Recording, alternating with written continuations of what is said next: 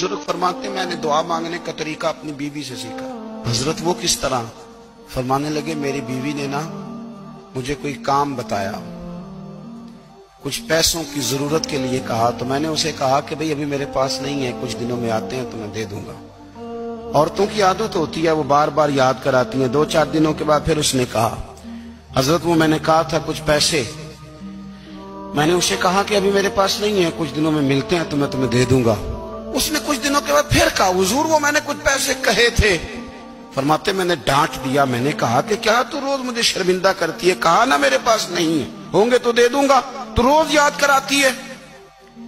फरमाते उसने पहले तो मेरी डांट को सहा,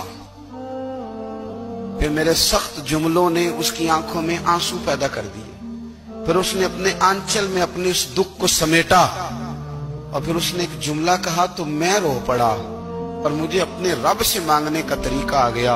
मुझे कहने लगी हजरत जी आपने डांट दिया, मैंने सह लिया, पर आप ही मेरे शौहर हैं, बताएं ना, आपसे न कहूं तो मैं किससे जाके कहूं।